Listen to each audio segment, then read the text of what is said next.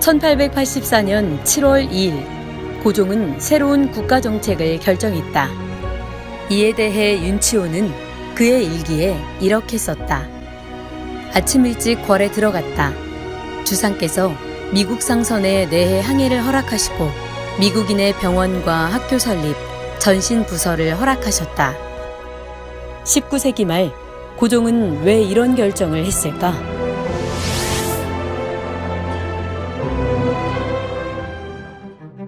당시 조선은 1800년 이후 60년 세도 정치와 10년간의 외세 침략으로 국가 기강이 무너지고 탐관오리의 횡포로 백성들의 삶은 피폐해져 있었다. 1875년 일본과의 운양호 사건으로 이듬해 불평등 조일 수호조약이 체결되었고 일본에 수신사를 보내는 외교적 수모를 겪게 된다. 그런데 메이지 유신을 이룬 일본을 보고 귀국한 김기수 단장은 서구 문명을 받아들여야 한다고 고종에게 강조했다. 또한 2차 수신사 단장 김홍집은 일본을 다녀온 이후 황준원의 조선 책략을 소개하며 국제 정세에 맞춰 미국과 수교를 해야 한다고 강조했다. 이에 부국강병을 꿈꾼 고종은 국세 정세에 눈을 돌려 통리기무 아문을 설치하고 개방 정책을 펼쳤다. 그리고 새로운 국가 모델을 찾아 나섰다.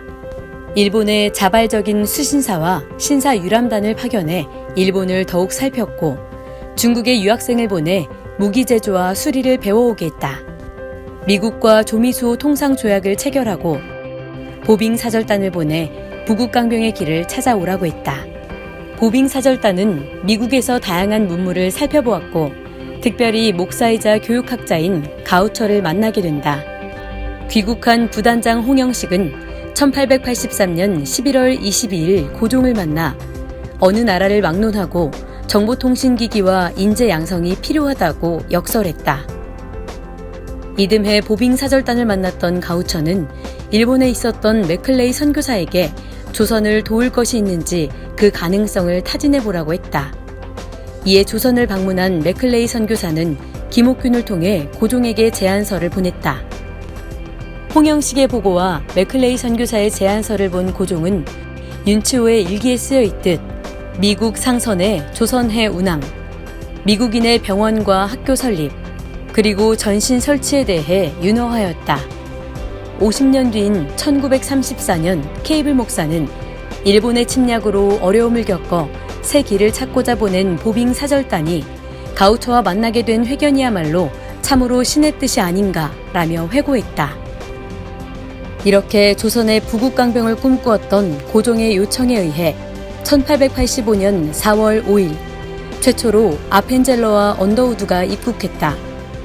이들은 비록 선교사 신분이었지만 조선을 새롭게 변화시킬 귀중한 임무도 주어진 것이다.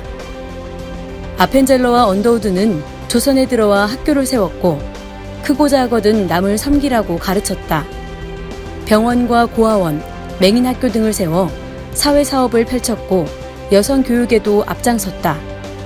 또한 교회를 세워 민중을 변화시키며 조선의 개화와 사회 변혁을 이뤄나갔다. 뿐만 아니라 전기 도입, 하와이 이민 추진, 한글 사전 편찬에 힘썼으며 인재 양성을 통해 협성회 설립, 독립협회 설립, 대한제국 수립, 조선 현지인들의 학교 설립, 민족학교 설립, 신문 발행, 다양한 문학활동을 추진했다. 이때가 바로 조선의 개화기로 오늘날 대한민국의 기초를 세워나갔다. 일제강점기 시대 아펜젤러와 언더우드의 후예들은 3.1운동 민족대표 33인의 이름을 올렸고 이규갑, 홍진 등은 나라의 독립을 위해 인천 만국공원에서 한성정부 수립을 계획했다. 이후 한성정부는 대한민국 임시통합정부의 중심이 되었고 또 다른 후예들은 독립운동, 애국운동, 민족운동, 무궁화 보급운동 등에 앞장섰다. 광복이 되자 대한민국에서의 최초의 재헌국회를 조직하고 헌법을 제정했다. 한성정부는 대한민국 정부의 기초가 되어 대한민국 정부를 수립했고 초대 대통령 선출과 국가의 면모를 갖추어 오늘의 대한민국을 이루었다. 이것이 암울했던 조선을 변화시키기 위해 고종이 선택한 인재 양성의 결과이다. 아펜젤러와 언더우드는 개화기의 복음을 통한 인재 양성으로 대한민국의 기초를 다졌으며 그 후예들은 개화와 독립을 통해 주권국가로서의 대한민국을 세워나갔다. 이들은 조선의 위기 앞에 모두 한마음이 되어 조선의 개화기를 이끌어간 역사의 주역들이다.